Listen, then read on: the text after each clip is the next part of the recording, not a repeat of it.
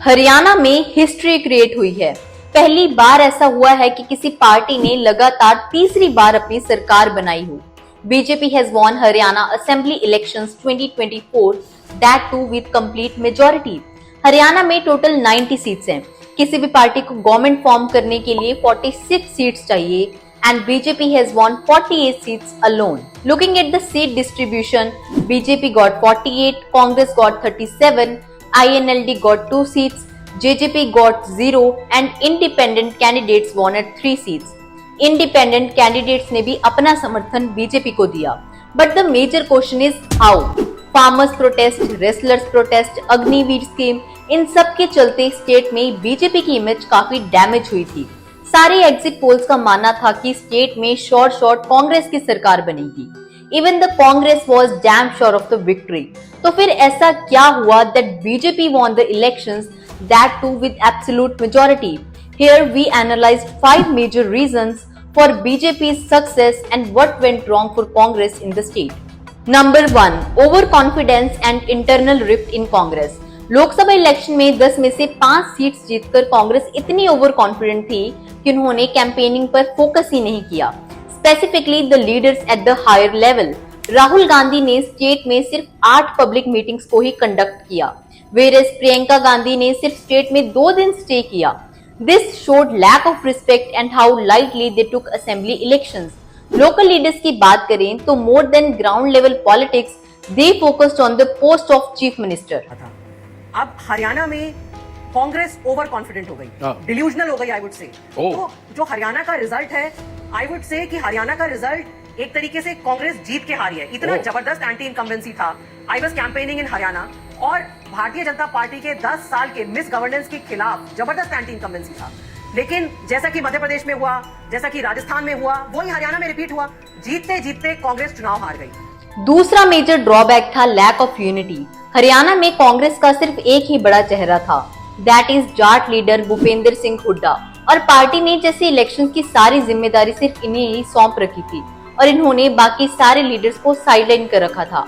X Congress leader Kiran Chaudhary ने भूपेंद्र सिंह हुड्डा को accused किया कि वो पार्टी के विजन और स्ट्रेटेजीज को अपने अकॉर्डिंग चला रहे हैं और उनकी एक मोनोपोली बनी हुई है।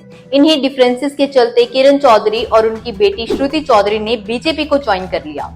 इवन दलित लीडर कुमारी सैलजा की भी भूपेंद्र सिंह हुड्डा के साथ काफी डिफरेंसेस थे। 2 हफ्तों तक वो कैंपेनिंग में नहीं दिखी। She said she was not allowed to campaign और पार्टी वर्कर्स को भी काफी इग्नोर किया जा रहा था।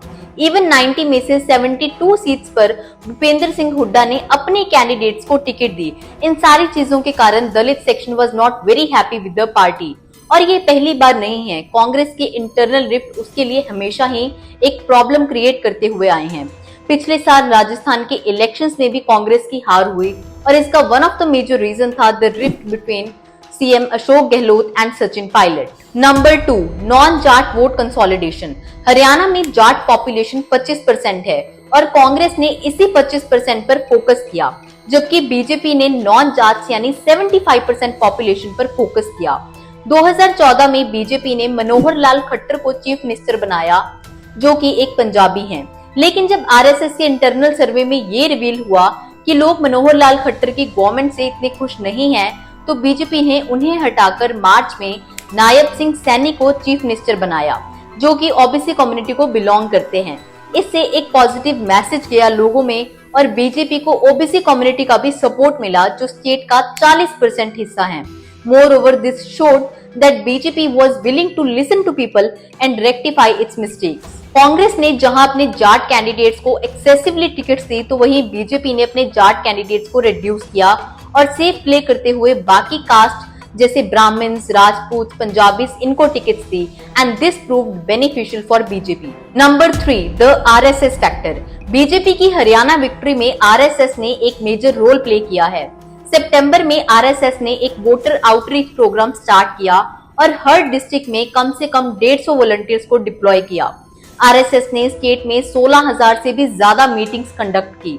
आरएसएस के हजारों वर्कर्स हरियाणा के 6,000 से ज्यादा गांव में जाकर डोर टू डोर कैंपेनिंग करने लगे विद द फोकस कि वो बीजेपी के नेगेटिव इमेज को ट्रांसफॉर्म कर सके।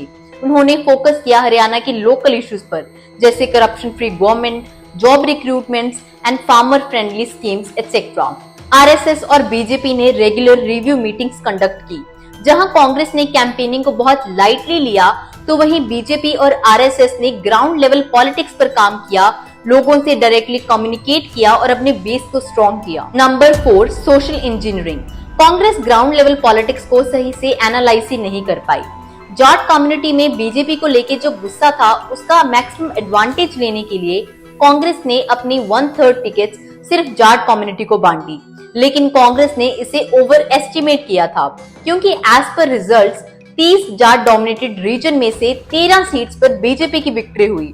दिस शोड कि जाट कम्युनिटी पूरी तरह बीजेपी के अगेंस्ट नहीं है, तो जिस 25% पर कांग्रेस ने फोकस किया वो उनके लिए ही बैकफायर कर गया। Number 5, the master stroke. Farmer protest के चलते प्राइम मिनिस्टर नरेंद्र मोदी की जो इमेज डाउनफॉल पर गई, उसे देखते हुए बीजेपी ने इन इलेक्शंस में नरेंद्र मोदी को एज अल्टीमेट बॉस प्रेजेंट नहीं किया। They gave a clear message that BJP is not equals to Narendra Modi. Instead उन्होंने ये इलेक्शंस नायब सिंह सैनी के नाम पर लड़ी। Moreover, Nayab Singh Saini has a better and clear image than Manohar Lal Khattar.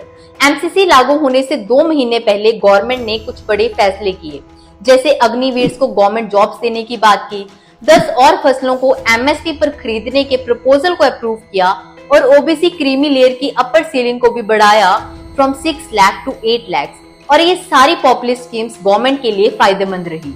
नायब सिंह सैनी ने लोगों के बीच अपनी एक्सेसिबिलिटी को एक्सपेंड किया। वो खप और पंचायत लीडर्स के साथ मिले और अपने ओपिनियंस एक्सप्रेस किए कि कैसे मनोहर लाल खट्टर की एडमिनिस्ट्रेशन में काफी मिस्टेक्स हुई हैं। At present Congress state elections के रिजल्ट को रिजेक्ट कर रही है और उन्हें लगता है कि ईवीएम में कुछ गड़बड़ी थी। बट द कंक्लूजन इज कि जनरल इलेक्शन में 240 सीट्स जीतकर भी बीजेपी ने अपनी वीकनेसेस को एनालाइज किया, तो वहीं 99 सीट्स जीतकर कांग्रेस को लगा that's it, we have gained it all. What do you think about all of this? Do let me know in the comment section. And for more such informative content, keep following.